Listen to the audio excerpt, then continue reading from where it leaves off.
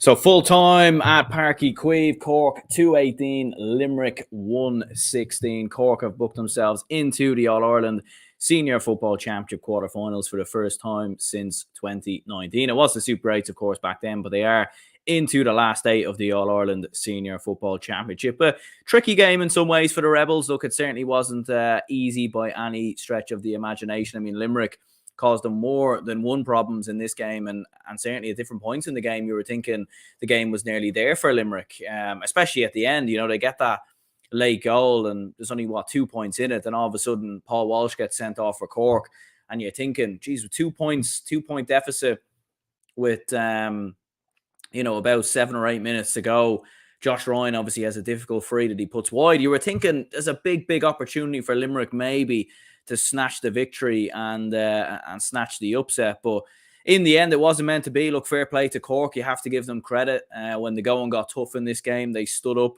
You know, one thing you have to give credit to Cork for in sort of the last sort of month and couple of weeks is that they've shown fight. They've shown heart. You know, against Kerry, they, clearly didn't have anywhere near the quality of the Kingdom. Make no mistake about that. But what they did do was show a lot of fight, heart. You know, they kept running. Their conditioning was there. They never gave in. It was similar against Louth as well. You know, it was a tough game against Louth. They had to be really patient against a very defensive side. They didn't have much space to work with, in their inside line. But in this one, to be fair, it was similar again. You know, when they went down to 14 men and they get that player sent off in Walsh, you were a little bit concerned for them, to be honest, because the momentum looked like it swung in favour of the treaty. But to be fair to them, they stood up. They obviously win the penalty, and Brian Hurley, snatch it, or Brian Hurley puts the ball away comfortably. And Cork from there were very, very comfortable going into the last sort of couple of minutes of extra time. And look, for them going into the quarterfinals, I think you would be pretty certain in saying that I think every team in the quarterfinals, all the provincial winners will want to play Cork. Let's be perfectly honest. To be fair, maybe Dublin and Kerry wouldn't want to play Cork because, it will be very comprehensive. I'm not too sure Kerry can play Cork, to be fair, but even as a Dublin fan, I don't really want Cork, to be honest. I want a bigger challenge than that, because I think it's important for the likes of your Dublins and your Kerrys to be tested before going into that semi-final, because I think the last thing you want is to be winning 10 to 15 points in a quarter-final and not really have learned anything. So, but yeah, in terms of the first half and running through some of the big moments in the game, I mean, I thought Limerick had so much space in front of Cork's half-back line, especially in around the middle. I mean, Cork were they just stood off Limerick. They allowed them to play through the lines. And there was an opportunity there in the first half, in my opinion, for Limerick to be, further in front. They led for large parts of the first half. Sherlock kicking the opening 2 scores. Adrian Enright was very impressive for Limerick. He had 4 points, 3 of which I think were in the first half. And he was very impressive in more ways than one. I mean, he was direct. He was running off the shoulder. Cork couldn't really get heavy challenges in. And I thought there was an opportunity there for Limerick, and the quality just wasn't quite there. Josh Ryan's injury, obviously coming into this game, was a huge blow. He's probably their main sort of scoring threat up top. Without him available, they were certainly limited in front of goal. Huberg hit a couple of frees, but generally speaking, their quality levels just wasn't quite there. A couple of chances dropping short, dropping wide. There was a chance for them to build up a lead in Cork and sort of put the pressure on, and they just didn't quite do so. To be honest, Cork definitely started quite slow, and they allowed Limerick to sort of, play out from the back as well with a short kick out, which I was a little bit surprised by. I thought they would have, you could see they were pushing up, but Cork or Limerick were still able to get that short kick out. But to be fair to Cork, they went in a point ahead at half time. They just got a little bit of momentum towards the end of the half, and right at the start of the second half, you could see Limerick, physically, conditioning wise, just not at the same levels as Cork. They definitely started to wilt a lot more, and they weren't moving the ball at the same pace, the same energy. And Cork were just a little bit more faster, and they had the bit between their teeth. And big moment really on the 43rd minute. Gordon Brown with a black card. Looked a little harsh in my opinion.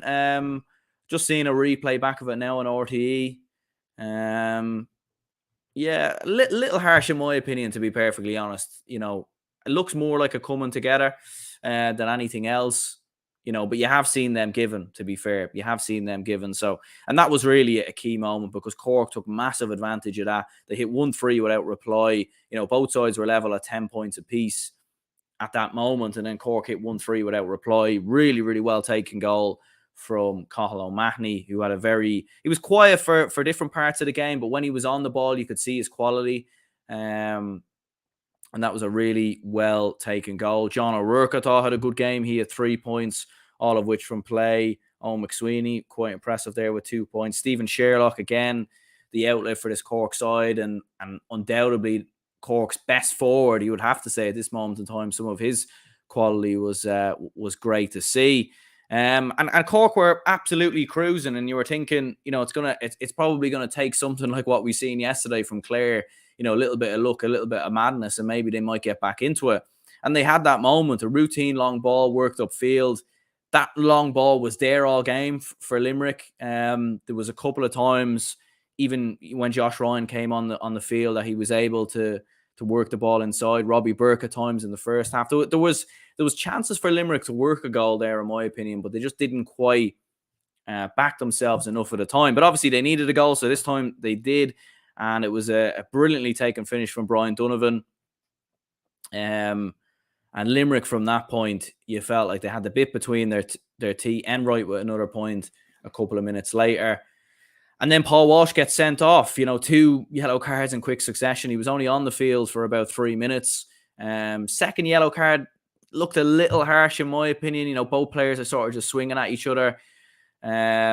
The Limerick player goes down very, very easily in my book, so I thought it was a little harsh. If he stays up, that's not given as a second yellow. But at the same time, you're doing that right in front of the referee just after you've been booked.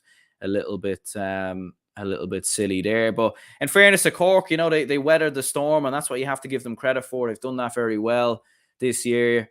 When it's ever since being in the Division 2 relegation battle has weirdly helped them going into the championship, because they've dug it out on a couple of occasions.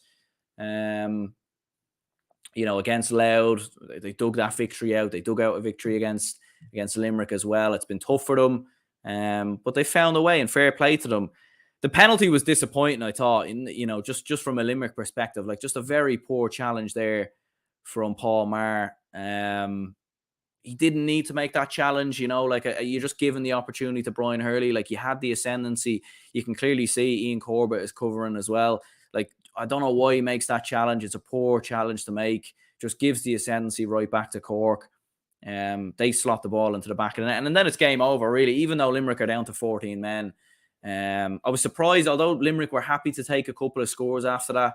They did have a good chunk of injury time, so I was surprised they didn't go for a goal, just to put a little bit more pressure, a little more bit more doubt in this Cork side. But obviously wasn't meant to be. Sir Klopp says Cork for Sam. I mean, it'd be interesting to see, like, does anyone give them a chance against any of the 4 provincial winners? Obviously they can't play Kerry, from what we know. They're not beating Dublin, let's be honest.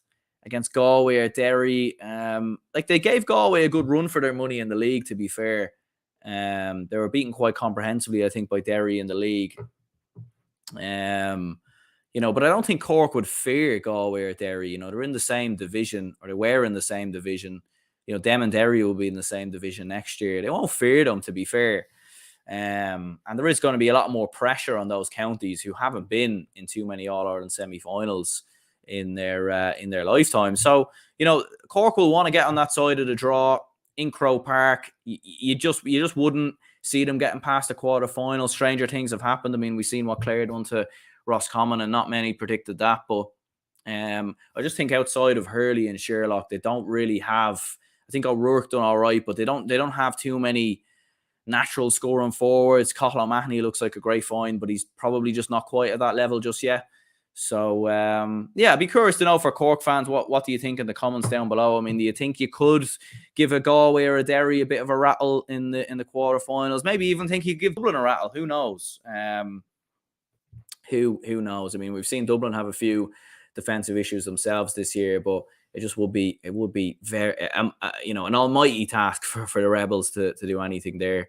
From a Limerick perspective, I mean, they'll be disappointed with this defeat, but all in all, clear signs of progress this year. Promoted from Division 3.